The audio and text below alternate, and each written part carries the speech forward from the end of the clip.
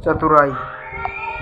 एक गरीब आदमी था। एक दिन वह राजा के पास गया और बोला, महाराज, मैं आपसे कर्ज मांगने आया हूँ, कृपया कर आप मुझे 6,000 रुपये दें। मैं 5 वर्ष के अंदर आपके रुपये वापस कर दूंगा। राजा ने उसकी बात पर विश्वास कर उसे 6,000 रुपये दे दिए। 5 वर्ष बीत जाने के बाद भी जब उस व्यक्ति ने राजा के 6,000 रुपये नहीं लौटाए, तब राजा को मजबूरन उसके घर जाना पड़ा, लेकिन वहाँ वह व्यक्ति नहीं मिला। जब भी राजा वहां जाता, बहाना बनाकर उसे वापस भेज दिया जाता। एक दिन फिर राजा उस व्यक्ति के घर गया। वहां और कोई तो नहीं दिखा।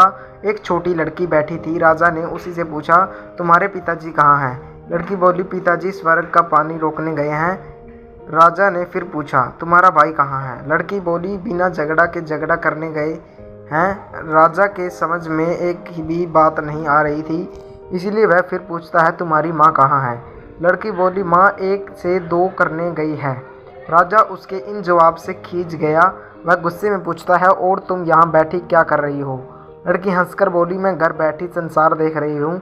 राजा समझ गया कि लड़की उसकी किसी भी बात का सीधा जवाब नहीं देगी, इसलिए उसे अब इससे इन बातों का मतलब जानने के लिए प्यार से बतियाना पड़ेगा। राजा ने चेहरे पर प्यार से पूछा, बेटी, तुमने जो अभी अभी मेरे सवालों के जवाब दिए, उनका मतलब क्या है? मैं तुम्हारी एक भी बात का मतलब नहीं समझ सका। तुम मुझे सीधे सीधे उनका मतलब समझाओ। लड़की ने भी मुस्कुरा कर पूछा, अगर मैं सभी बातों का मतलब समझा दूं तो आप मुझे क्या देंगे? राजा के मन में सारी बातों को जानने की तीव्र इच्छा थी। वह बोला, जो मांगोगी वही दूंगा। तब लड़की बोली, आप मेरे पिताजी का सारा कर्ज माफ़ कर देंगे तो मैं आपको सारी बातों का अर्थ बता दूंगी। राजा ने कहा, ठीक है, मैं तुम्हारे पिताजी का सारा कर्ज माफ़ कर दूंगा। अब तो सारी बातों का अर्थ समझा दो। लड़की बोली, महाराज, आज मैं आपको सारी बातों का अर्थ नहीं समझा सकती, कृपया कर आप कल आएं, कल मैं जरूर बताऊंगी।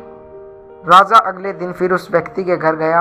आज वहां सभी लोग मौजूद थे। वह आदमी, उसकी पत्नी, बेटा और उसकी बेटी थी। राजा को देखते ही लड़की ने पूछा, महाराज, आपको अपना वचन याद है या ना? राजा बोला, हाँ, मुझे याद है। तुम अगर सारी बातों का अर्थ बता दो तो मैं तुम्हारे पिताजी का सारा कर्ज माफ़ कर दूंगा। लड़की बोली, सबसे पहले मैंने यह कहा था कि पिताजी स्वर्ग का पानी रोकने गए हैं। इसका मतलब है कि वर्षा हो रही थी और हमारे घर की छत से पानी टपक रहा था। पिताजी पानी रोकने के लिए छत को बना रहे थे। यानी वर्षा का पानी आसमान से ही गिरता है और हम लोग तो यही मानते हैं कि आसमान में ही स्वर्ग है। बस पहली बात का अर्थ यही है। दूसरी बात मैंने कही थी कि भैया बिना झगड़ा के झगड़ा करने गए हैं। इसका मतलब था कि वे रेंगनी के कांटे को काटने गए हैं। अगर कोई भी रेंगनी के कांटे को काटेगा तो उसके शरीर में जहाँ तहाँ कांटा गड़ ही जाएगा, यानी झगड़ा नहीं करने पर भी झगड़ा होगा और शरीर पर खरोंचे आएगी। राजा उसकी बातों से सहमत हो गया। वह मन ही मन उसकी चतुराई की प्रशंसा करने लगा। उसने उत्सुकता के साथ पूछा, और तीसरी चौथी बात का मतलब बेटी?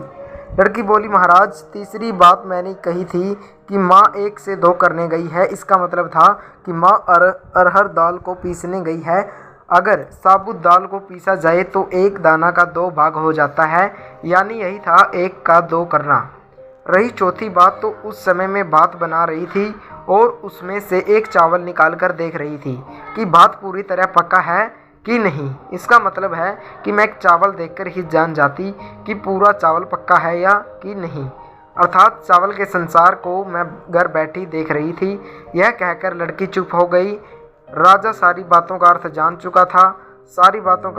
चुका था। उसे लड़की की बुद्धिमानी भरी बातों ने आश्चर्य में डाल दिया था।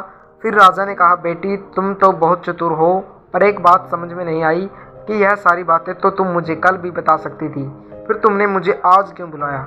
लड़की हंसकर बोली, मैं तो बता ही चुकी हूँ कि कल जब आप आए थे तो मैं भात बना रही थी। अगर मैं आपको अपनी बातों का मतलब समझाने लगती तो भात गीला हो जाता या जल जाता, तो माँ मुझे जरूर पीटती। फिर घर में कल कोई भी नहीं था। अगर मैं इनको बताती कि आपने कर्ज माफ़ कर दिया है तो ये मेरी बात का विश्वास नहीं करते। आज स्वयं आपके मुंह से सुनकर कि आपने कर्ज माफ़ कर दिया है, जहां इन्हें इसका विश्वास हो जाएगा वहीं खुशी भी होगी। राजा लड़की की बात सुनकर बहुत ही प्रसन्न हुआ। उसने अपने गले से मोतियों की माला निकाल उसे देते हुए कहा, बेटी, यह लो अपनी चतुराई का पुरस्कार। तुम्हारे पिताजी का कर्ज तो मैं माफ़ कर ही चुका हूँ। अब तुम्हें या तुम्हारे घर वालों को मुझसे बहाना नहीं बनाना पड़ेगा। अब तुम लोग निश्चित होकर रहो, अगर फिर कभी किसी चीज़ की ज़रूरत हो तो बेझिझक होकर मुझसे कहना। इतना कहकर राजा लड़की को आशीर्वाद देकर चला गया। लड़की के परिवार वालों ने उसे खुशी से गले लगा लिया। तो दोस्तों, कैसी लगी आपको ये कहानी, कमेंट करके जरूर बताएं। अगर आप हमारे चैनल पर नए हो तो चैनल को सब्सक्राइब करें, वीडियो को लाइक करें, शेयर करें, कमेंट करें। धन्यवाद।